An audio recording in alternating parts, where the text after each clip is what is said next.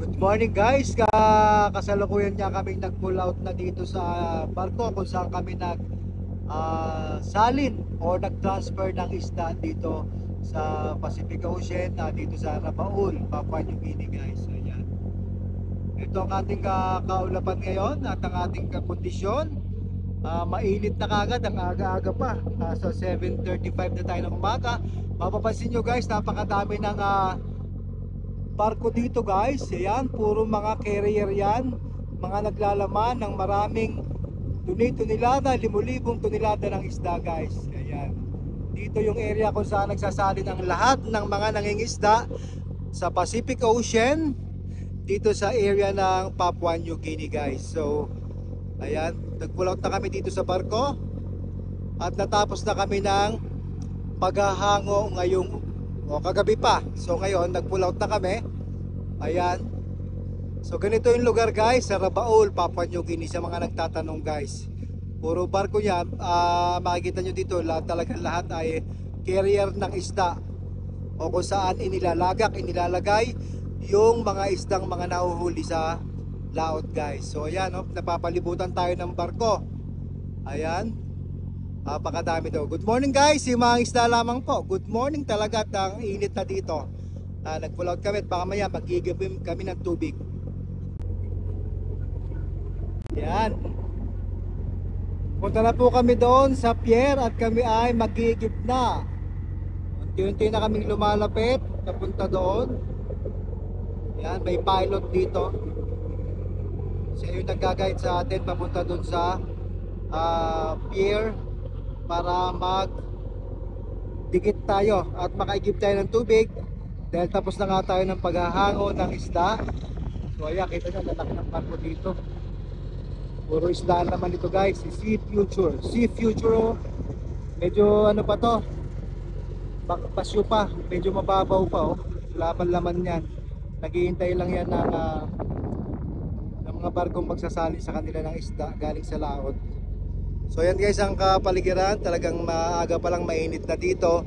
Magandang panahon. Thank you Lord for this day na nasimula yung araw na mainit at magandang kaulapan. Walang sign na uulan. So ayan. Sa mapapasin nyo guys na dito may maraming vulkan dito Ito vulkan, dati active to naliparan ko na dati sa tapat ng mismo, amoy sulfur talaga dyan, sumasabog talaga yan.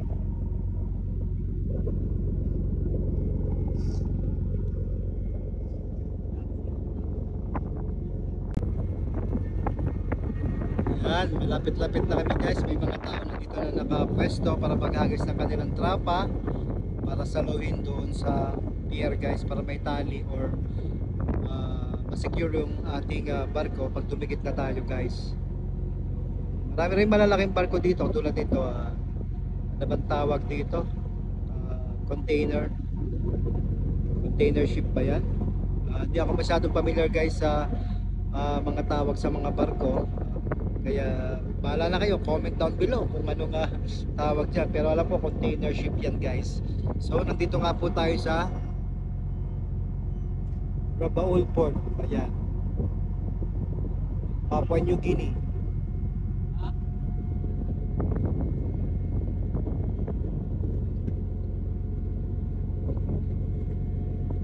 Ganito guys, pagkakatapos natin ang hango ng isda, malilisan yung mga bodega natin. Yun din ang paglalagyan natin ng tubig guys. Iigib kami ng 4 na bodega. I think 4 na bodega. Hindi ko alam kung ilang tonelada yun guys, pero sana makaigib kami pagkatapos kagad ng mas maaga at na makabalik kami sa laot guys.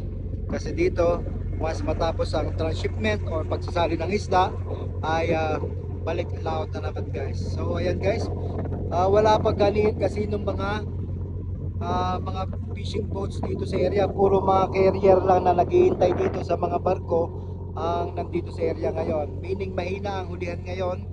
Walang kasino nahuhuli ngayon sa panahon ito, kaya kukunti lang yung mga barkong pangisda dito. So ngayon yan, malapit na kasi guys, pagka season talaga makikita mo lahat ng barko dito may kadikit na fishing boat na siyang nagsasali ng isda. Kaya naman sa ngayon hindi pa siguro nakaalis na, pero pagdating pa rin namin dito 5 days ago nga guys, ay kukunti rin lang yung mga fishing boats na nandito. Ibig sabihin, hindi talaga kadamihan na nahuhuli ngayon sa panahon ngayon. Ayan, hindi na kami didikit.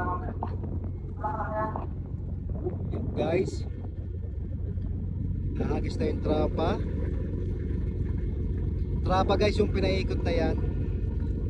Ewan ko bakit trapa ang tawag, hindi ko alam, basta trapa siya. Ayan, didikit na kami. Atraca Marino guys, title natin dito, Atraca Marino. Didikit tayo para makapag-igib lang. Ayan.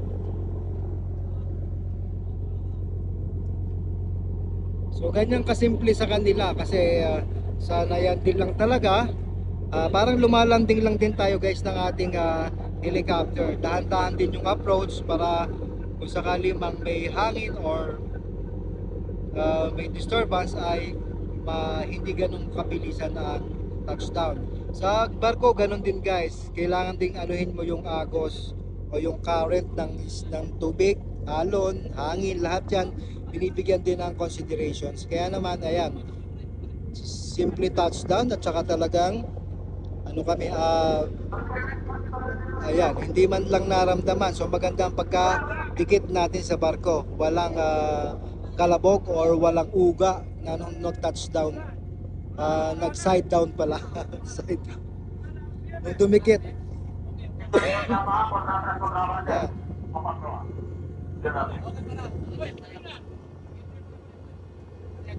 Yan, kailangan niyang hilahin yung mga lubid na yan para ma-secure ng maayos. Siyempre doon sa likod meron din, sa likod ng ating barko o doon sa kubyerta meron din naghahagis ng ganito, meron din nagtatali ng ganyan. So yun guys, para ma-secure. Parang sa helicopter din nga guys, walang pagkakaiba sila. Nagsisecure sila ng ganito, parang pagkababa ko din sa helicopter, ganon din yun ang nangyayari. Tinatalian din ito, ayan, katulad nito. Tinatalian din yan ng ganyan. So same lang din, same idea din. Malalaki nga lang ang lubid nila. Ayan guys. Ayan, dito naman sa likod ganun din, na may mga lubid din na ginagamit. Yan. So para ma-secure siya habang nakadikit siya, ay hindi siya yung kakawala or didistansya sa gilid ng pier guys. So ayan, nandito ang ating poging kusinero, ang ating chipmate na bimbangers ng Tingloy, at ang ating fishing master. Shoutout sa mga taga shoutout Gusto sa niyo mga na Ocean. Bantayan Island, sa Ukoy, Barangay Ukoy guys. Ayan. Shout out dyan, shout out. Ayan, si fishing master Joel Disabilia guys. Napakahusay naman. Gusto niyo na yan. Hindi man lang natin naramdaman na nakadikit na tayo guys, at maganda kasi hindi rin maalon, talagang timing din ng pagdikit namin. So yan muna guys, ito ang inyong magandang video natin ngayon. Gusto niyo Ang Atraca Marino guys. Thank you, goodbye, good morning, good vibes, at sabi nga, original is always the best. Simang isda lamang po.